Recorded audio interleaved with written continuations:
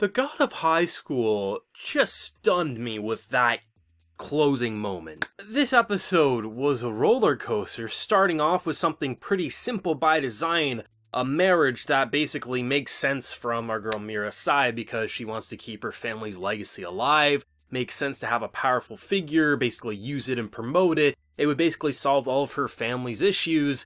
And then you end it after basically seeming having a happy reunion. Friends came to save the day. She took actions into her own hands. She was a powerful, independent woman. And then because of what happened to Han's friend dying and then trying to be revived, we don't really know if he did or not, if he's in his final moments or if he did die. You just see him lose control.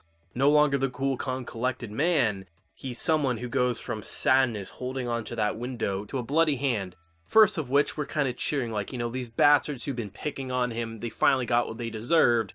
And then we realize we should have never encouraged that, even for that brief moment as a viewer. Because as we see our boy Jin rushing into it, he just sees annihilation. We see someone who's bloody and bruised on the floor, someone who doesn't deserve that fate. That's not honor, that's an animal. And that's how you do it. That's how you do it, God of High School. You make it feel powerful and impactful. As if the violence isn't there just for spectacle, it's there to tell a story, and what a story did they tell with those closing moments. At first, I thought I was going to be disappointed by not seeing Han and her's fight right at the very beginning, through the middle to the end, but seeing what they just did with his powerful ending message, see you at the finals, I'm glad I didn't see the full thing. It's way more powerful not to have the build-up and just see the end of a man who we deeply respect in this show lose control and hurt the ones that he cares for. And that was painful, it was horrifying, and I'm so worried for not only our girl's sake, but just like what that final battle is going to look like. Because Jin's getting to the finals, but what's that going to feel like? I don't think there's going to be honor there. I think there's going to be a lot of hostile energy, and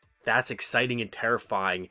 And the story is just getting started here. I did not expect that. When I was seeing these three, I thought they'd be a very honorable fight when they got to that point. I thought it would be very emotional, but not in the sense that you thought one would willingly kill the other. Had the referee not stopped, he might have actually killed her. Like, that's horrible. That's a unleashed animal, and holy shit is this exciting. This show is not slowing down, and for that I am thankful. This show is exciting, and I love the structuring and how they don't just simply go, here's a character, here's their backstory, here's their story arc. Rather, it's kind of mixed and matched, as if we get to know them a little bit, we see some present day, we flash back, and it just gives it a nice, realistic feel for the flow, as if we're starting to understand more about them the longer we are next to them, similar to the characters. And when I first saw the whole marriage situation pop up, I was a tad worried, as if maybe this show was trying to be something it couldn't be, because, that typical, you knew the marriage wasn't going to work, and clearly she was going to take the marriage proposal for her family's sake. I thought it would feel boring, I honestly did. I thought it was going to feel very just out of place in the middle of a tournament arc.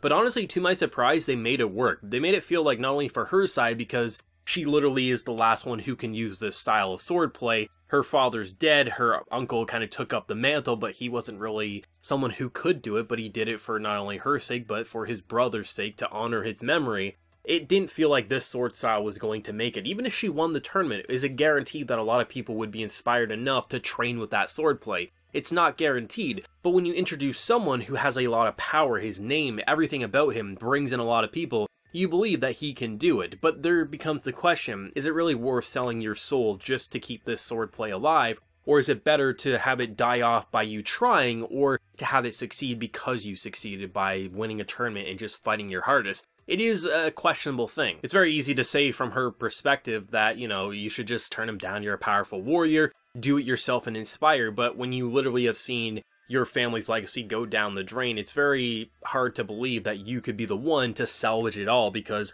what makes you that special that you could do something that your father couldn't? I mean, your father apparently died by using that swordplay. So I understand the doubts there, and it makes sense because when you look at it at surface level, he doesn't seem like the worst guy ever, but of course, if you're not in her shoes, it looks creepy as hell because she's still just a child, as everyone has been telling this man. And the fact that he's just like, oh, I sense this purity, and just, it felt very creepy. It honestly felt cultish. And when I saw him in the robes, I was like, of course, if you're giving me these, like, just feelings, these shivers up my spine, I'm not surprised that you're in with this weird church-like, religious-like, cultist organization, whatever the hell they're building up to. And this man is very, very creepy, and I'm glad they actually revealed that rather than keeping him just like, oh, he's the super nice rich guy. No, he's definitely a groomer, and I think our boy Jin had the right idea with his kind of fears of him having a lot of ladies underground locked up and just terrified. Maybe not to that extent, but honestly his hunch was seemingly right. I think it's always interesting when you have someone like him just not able to take no for an answer and just seemingly pushes himself further and further and becomes such a horrifying scumbag.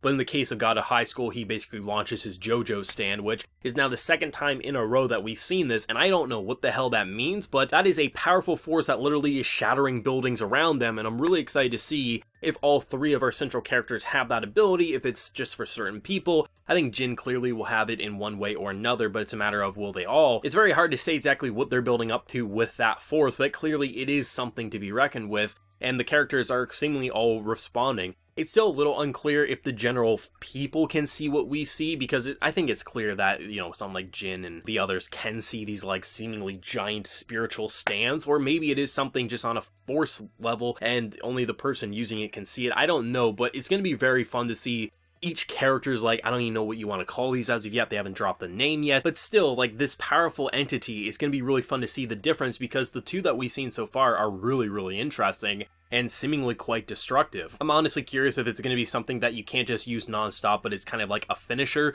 Maybe you can only use it for like 10 seconds before basically you're out of energy. I think that'd be a pretty cool mechanic, but nonetheless, I'm really excited to see what they do, because the power systems and just the way they've incorporated more supernatural and technological and just realistic fighting, just insane movements and abilities is really fun, because you got a lot of realistic movements and fights and things like that. They did a lot of motion capture, which is so cool because it gives it a lot of weight, a lot of impact, it makes it feel realistically animated. But then you have this more supernatural and bloody element that just ties it together to make it stand out in a sea of a lot of action-oriented and a lot of beautifully animated action-oriented series. But honestly, the God of High School has its own identity, and that really is helping it pop out. Not only just that, but the characters are likable, sometimes hateable. In the case of even Han towards the end of the episode, you understand where he's coming from, but at the same time, you're just disgusted with his actions, and that's the type of storytelling you want to see, where a character you love can actually disgust you and make you just feel like you can't look at him in the eye. And it's going to be interesting to see what his fight with our boy Jin is going to look like. I mean, the whole idea of marriage is something that should have felt so dumb. It should have felt so contrived in a show that's literally a tournament arc. And I'm really glad they didn't ruin her character with it, but rather, you understood where she was coming from, you understood the pain, and as the episode kept getting going, you felt like she didn't want to do it, but she felt like it was her only way, and I'm really glad that rather than the others kicking this guy's ass for her, she was able to do it herself, proving that she didn't need this man. It's just she got blindsided by the fear, and fear can blindside anyone, and it's up to those around you to help pick you back up so you don't get consumed by it. And not to mention, just honestly, this episode had so many times characters were getting punched in the face, and I loved it. Like, they just kept cutting around from guards to Uncle. Just, it was so fun just seeing those cuts, because every time I was like, oh damn, another character's getting punched. As many times as we've seen characters get tossed around, thrown around, impacted in their face by weapons or just a very powerful fist, it always catches me off guard. They really do make it feel like everything has impact and weight, and that goes a hell of a long way, especially in a 2D production, where a lot of times those impacts can feel very underwhelming, especially when they say, oh, this is shattering a wall, but with this anime, you feel the characters go flying and you understand why this is happening. It's gonna be interesting to see what the hell is gonna happen in terms of the aftermath, because I don't think our girl's gonna be dead or she's not gonna be able to fight anymore. She's definitely gonna have to recover, but what's she going to say or do when she does? I don't know. This is frightening. I mean, death and just the fear of death of the one that you love and feeling like if you don't win this, which I think he still is alive based on the dialogue, based on the fact that he's still fighting in this tournament. I think if he gets this wish, he believes that he can save his friend. I think that's why he became such a deranged lunatic. It does make sense. Does it excuse what he just did to someone that he probably called a friend? Absolutely not. But I think many people put in a situation might have lost their marbles similar, especially considering that he's held on to him for so long, probably by himself, not feeling like he can release that anger. He's been basically being picked on by people who are weaker than him just so he could keep that job alive and keep the medication money flowing, and then he lost it. I don't know what's gonna happen. I honestly don't. That's fun. I honestly believe with how he is right now, he could beat Jin, and usually in a show like this, the character like him, that kind of like Dragon Ball One Piece type persona, that leader, that one who was able to inherit that power that we don't know what it is, would be the one that I always believe is gonna win no matter what, but I think he could lose. And that's a fun feeling, that it's a 50-50 coin toss between Jin as well as Han. And I feel like Jin's guaranteed to win his next round. If he doesn't, I would be shocked,